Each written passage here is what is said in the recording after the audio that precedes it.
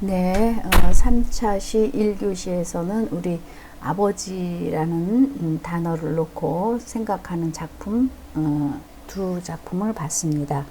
이제 2교시에서는 그 어머니를 주제로 한 작품을 보려고 합니다. 그러면 우리 어머니라는 말은 이제 엄마라고 제가 언어의 상징성 이렇게 써놓은 이유는 다음 작품이 이제 엄마 걱정이기 때문에 엄마라고 이렇게 썼는데, 엄마라는 말의 그 언어학적인 의미, 어떤 그 상징적인 의미를 한번쯤 먼저 생각하고 작품으로 들어갔으면 좋겠습니다.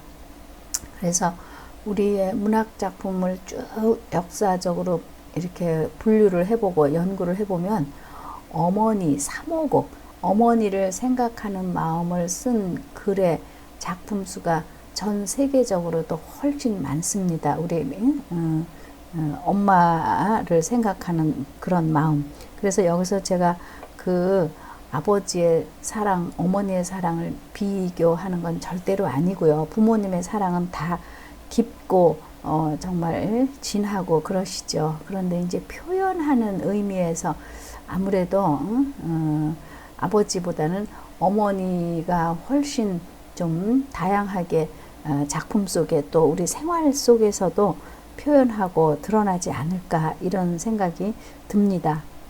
그래서 언어학적으로 인간이 뭐 유럽 사람이든 흑인이든 백인이든 동양 사람이든 우리나라 사람이든 모든 사람이 가르쳐 주지 않아도 우리의 생태학적으로 가지고 태어나는 언어 하나가 있다고 합니다. 그러니까 예를 들면 제가 지금 강의하는 이 책상 위는 우리나라에서는 책상이라고 부르자라고 사회적으로 약속을 한 기호입니다. 우리가 이 책상을 반대로 의자라고 사회적으로 약속을 하고 불렀으면 의자 위에 컴퓨터 올려놔 이럴 텐데, 지금 저는 책상 위에 컴퓨터를 놓고 작업을 하고 있지 않습니까? 그러니까 우리나라 말로 책상, 의자 그 명명을 했을 뿐이고 그것을 배워서 익혀서 써먹는 사회적인 부호다, 약속한 기호다 이렇게 되는 거죠. 미국 말로는 책상은 데스크라고 한다 이렇게 배워서 익힌 언어입니다. 처음부터 태어나면서부터 우리 생체학적으로 가슴속에 있는 단어가 아니죠. 그저 배워서 익힌 사회적인 부호고 약속이고 기호일 뿐이다, 언어는. 그래서 우리는 인간과 동물이 어떻게 다른가 했을 때 어떤 사람은 오로지 언어를 사용할 수 있는 것은 인간일 뿐이다 이렇게도 말하지만, 우리가 동물의 언어를 잘 몰라서 그렇지 동물들도 자기들끼리의 어떤 신호 체계가 있지 않겠습니까? 그런데 이제 새끼를 출산하고 우리 어머니가 자식을 출산하고 하는 그런 측면에서 봤을 때 이 어머니라는 존재는 신의 대리자 역할을 하는 것이다 이렇게까지 이야기를 하고 있습니다. 그래서 우리가 생체학적으로 태어날 때부터 우리의 목구멍 구조가 어머니, 엄마, 마미, 마더, 마마상, 엄니 하는 엄마를 상징하는 말은 목구멍 속에 하는 단어로서 이미 갖고 태어난다는 겁니다. 본능적으로 갖고 태어나는 유일한 언어라는 거죠. 그래서 어머니를 주제, 요즘에도 왜 여러분들 엄마를 부탁해 하는 소설도 있고, 또 3호곡이라는, 그러니까 문헌학적으로 역사적으로도 가장 짧게 기록된 글도 역시 어머니를 생각하는 그런 글들.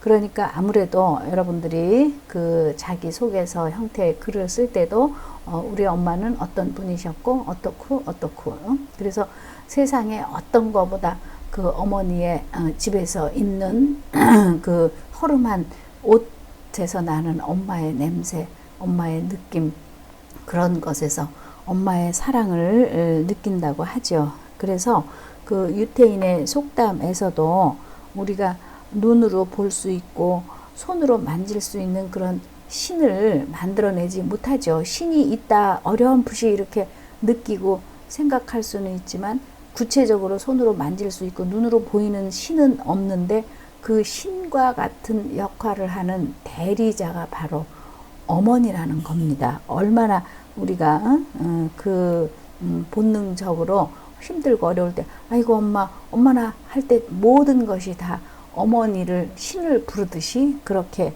한다는 겁니다. 그래서 우리의 어떤 무슨 대중가요나 뭐 가요가 됐든 문학 작품이 됐든 문학 작품 속 시, 소설, 뭐 수필, 희곡 어떤 장르에서도 가장 가슴 절절하게 다루어지는 주제고 소재가 바로 이 어머니, 엄마, 마마 이런 마더 하는 그 어머니라는 말의 상징성인 것을 한번 좀 본능적으로 가슴속에 갖고 있다는 것을 생각하면서 한번 좀 그러니까 이 어머니라는 것은 엄마라는 것은 글을 전문적으로 쓰지 않는 모든 인간들에게도 마지막으로 부르고 드러나는 것이 바로 이 어머니라는 말이다.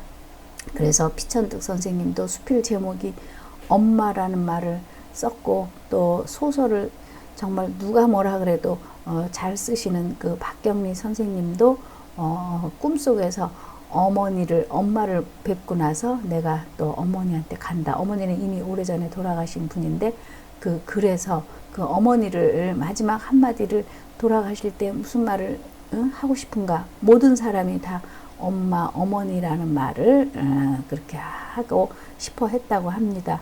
그래서 저도 이 대목에서 목이 메이네요. 그러니까 이럴 때 우리 제자들도 엄마가 좋은 모습도 있고 또 어려운 또 모습도 있을 수 있죠. 엄마도 때로는 병이 나고 또 일하고 힘들고 다리도 아프고 이런 또 우리 엄마를 한 번쯤 가슴으로 불러보고 생각해보고 또 이럴 때 전화 자주 못했다고 하면은 엄마한테 전화도 한번 하고 물론 같이 사시는 분이야 아침 저녁으로 만날 수 있지만 우리의 형편이 다 다르니까 한 번쯤 생각해 보시기 바라면서 작품으로 들어가겠습니다. 자, 우리 책에 102쪽에 실려 있는 기형도 시인의 엄마 걱정이라는 제목의 시입니다.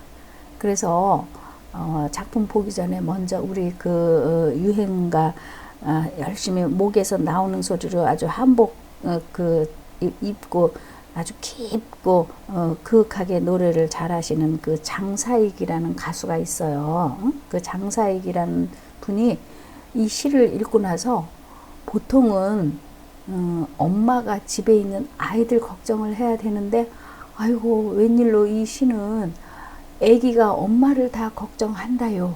그러니까 집에서 엄마를 기다리는 아이가 진심으로 엄마가 무사히 잘 돌아오기를 바라는 엄마를 걱정하고 있는 아기의 모습을 보고 이 가사를 가지고 노래를 잘 지어 부르셨습니다. 그러니까 이 시는 시 공부를 하는 사람들만의 전유물이 결코 아니죠.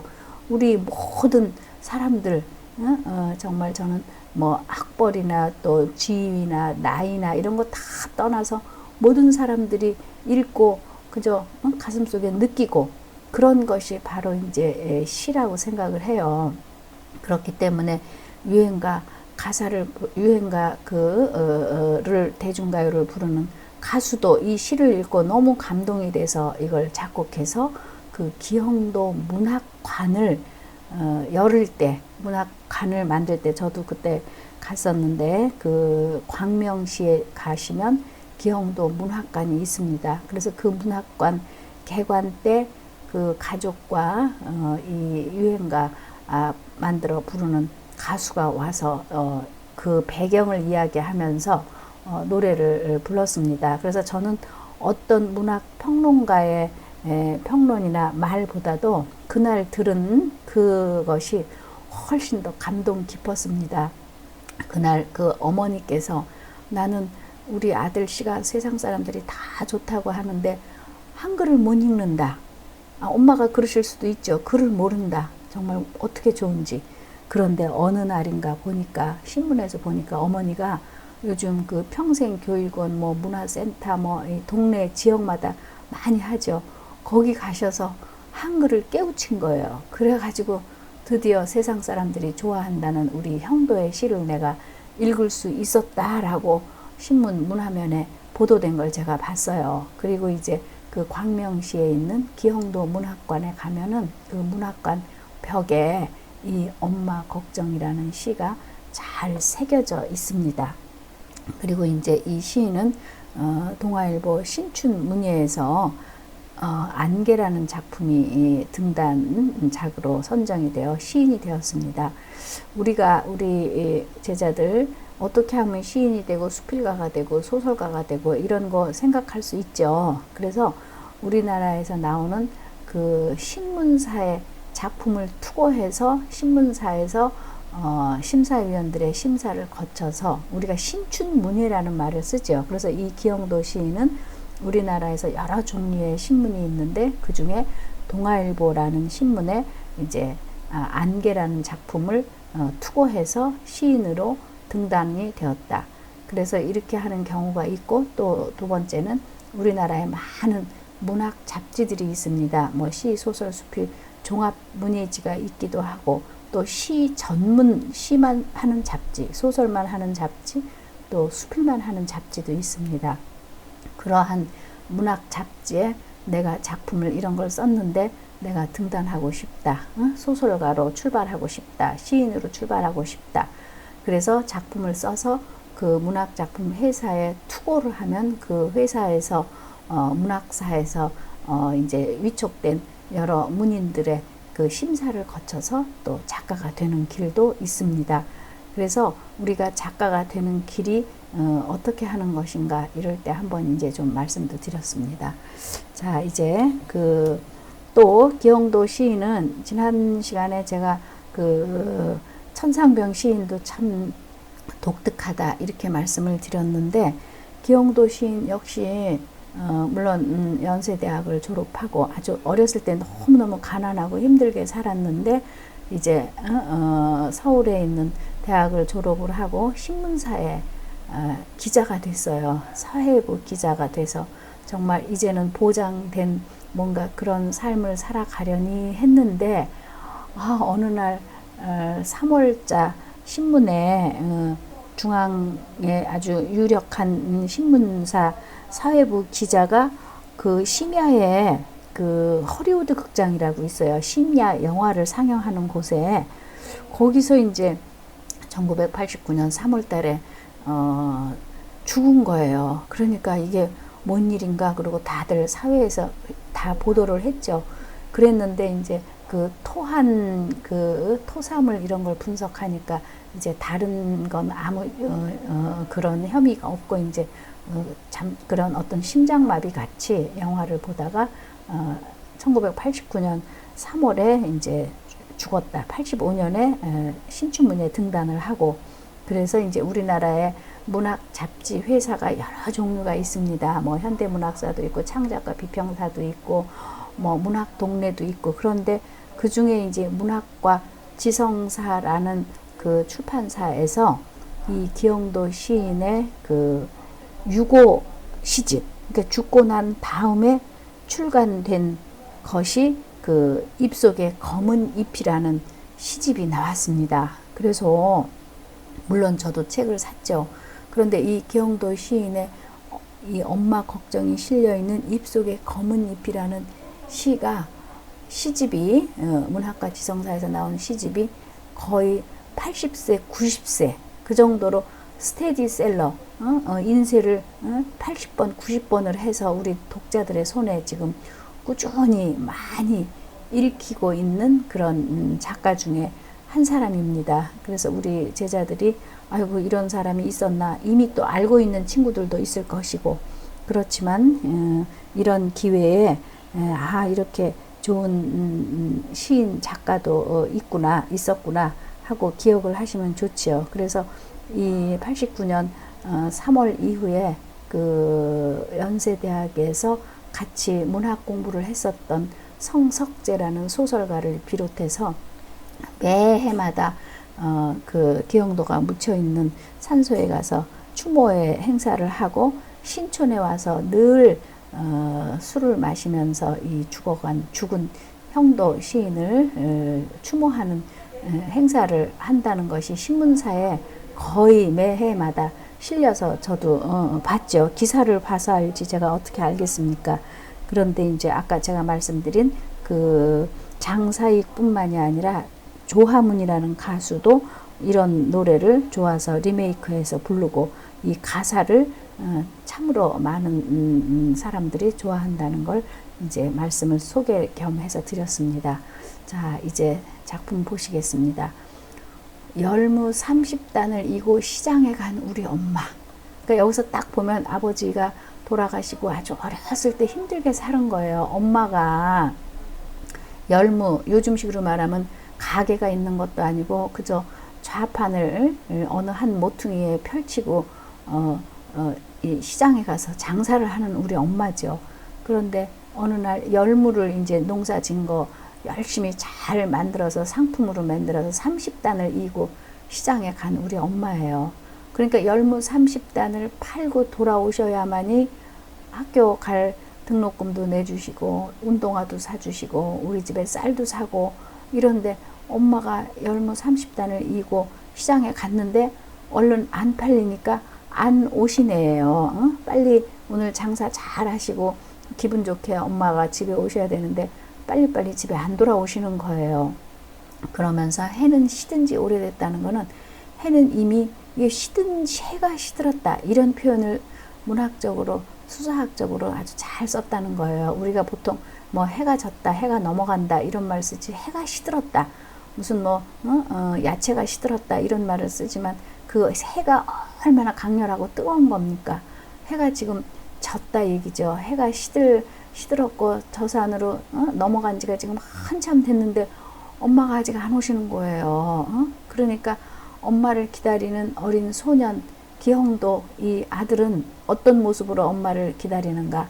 나는 찬밥처럼 방에 담겨서 우리 여러분들 어쩌다가 요즘에는 뭐 도시락도 안 싸가지만 도시락 싸갖고 갔는데 컨디션이 안 좋아서 밥을 반쯤 먹다가 냉겨왔을 때 그냥 식은 밥 덩어리, 찬밥 덩어리 그러니까 온기가 하나도 없는 그런 축축한 찬밥 덩어리처럼 방에 담겨서 이리 굴렁 저리 굴렁 하면서 하는 모습이 아무리 천천히 숙제를 해도 우리 여러분들 숙제할 때 엄마가 맛있는 거 해줄게 빨리 해라 후다닥 해라 이러면 그냥 얼른 해치우죠. 그런데 일부러 엄마 기다리느라고 천천히 숙제를 하는 거예요. 이 어린 소년이.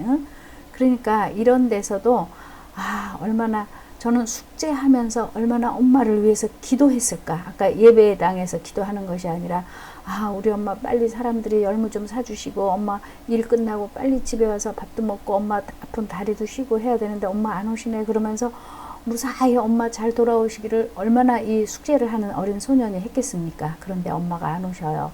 배추잎 같은 발소리가 타박타박 들려야 되는데 안 들리는 거예요. 그러니까 배추잎은 이제 소금에 절여서 축 처져서 하루의 노동을 마치고 힘들게 돌아오시는 엄마의 그 발걸음 소리가 들리는데 안 들리는 거예요. 들려야 하는데 그러니까 이제 엄마를 기다리는 이 형도 어린 소년이 초등학생이 점점점 이제 날은 어두워지고 그러니까 아이가 무서워지는 거예요. 그런데다 더군다나 집의 형편이 환경이 금이 간 창틈이에요. 여러분들 빗소리 여러분들 좋아하시는 분 많이 계시죠. 그런데 따뜻한 환경 속에서 차 한 잔 놓고 바라보는 비는 참 낭만적이고 좋을 수 있지만 이 소년이 놓여 있는 곳은 그냥 찬 불기가 하나도 없는 더군다나 또 창문이 깨져서 금이 갔어요. 그거는 얼마나 놓여 있는 환경이 어려운가 하는 걸 짐작하게 하죠. 그래서 그 금이 간 창틈으로는 또 비까지 내리는 거예요. 그래서 이쯤에서 생각하면 우리 제자들은 잘 모르시겠지만 엄마들이 배추 김치거리 사러 갈 때는 비가 안 올 때 사지 비가 오는데 누가 열무 사러 나가시겠습니까? 그러니까 열무가 안 팔리는데 엄마는 그저 한 단이라도 더 팔고 그렇게 들어오시려고 이렇게 늦은 시간까지 손님을 기다리고 있는 그 우리 엄마의 모습. 그러니까 이 소년이 참다가 끝내는 빈 방, 빗소리 들리는 따뜻한 기운이 하나도 없는 빈 방에 엎드려서 훌쩍거려서 훌쩍훌쩍 참을 수 없는 우러울 수밖에 없었던 그 아주 먼 옛날, 지금은 이제 신문사 기자가 되고 버젓하게 살 수 있는 형편이 됐지만 항상 이 어렸을 때 힘들었던 이 상황, 이 장면을 아주 먼 옛날을 잊지 않고 살았던 거, 지금도 그 생각을 하면 내 눈시울을 뜨겁게 하는 그 시절, 그 힘들고 어려웠던 내 유년, 초등학생 시절에 그 내가 기억할 수 있는 정말 힘든 그 기억에 가장 위에 놓고 잊지 않고 살았다는 이 기영도 시인의 이 시를 정말 우리 제자들이 가슴으로 읽을 수 있었으면 좋겠습니다. 그래서 기회가 되면 그 경기도 광명시에 있는 기영도 문학관, 저는 한 번쯤 꼭 가보시라고 말씀드리고 싶고, 이 엄마 걱정이라는 시가 그 기영도 문학관의 벽에 이렇게 실려 있다는 거, 새겨져 있다는 것도 말씀드립니다. 자, 그러면 책에 있는 거 이제 엄마 걱정 한 편 했고, 제가 이제 엄마를 주제로 한 작품 또 바깥에서 하나 가지고 왔는데, 아까 세차였으면 이제 또 이번에는 폐차예요. 폐차. 자동차를 더 이상 쓸 수 없어서 갖다가 버리지 않으면 안 되는 그 상황을 우리가 폐차라는 말을 쓰죠. 그래서 우리나라에서 교과서에도 물론 실렸던, 다른 작품으로 실렸던 이 허영자 시인, 아주 글을 잘 쓰시는 분입니다.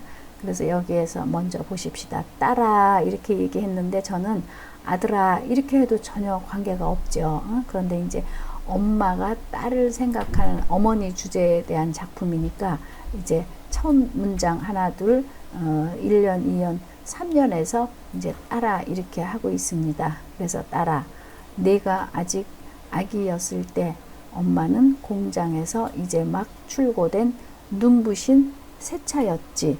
그렇죠. 아기가 어렸을 때 엄마 역시 이제 막 아기 출산해가지고 공장에서 막 나온 아주 정말 반짝반짝 빛나는 그런 새 차였죠. 눈부신 차였죠.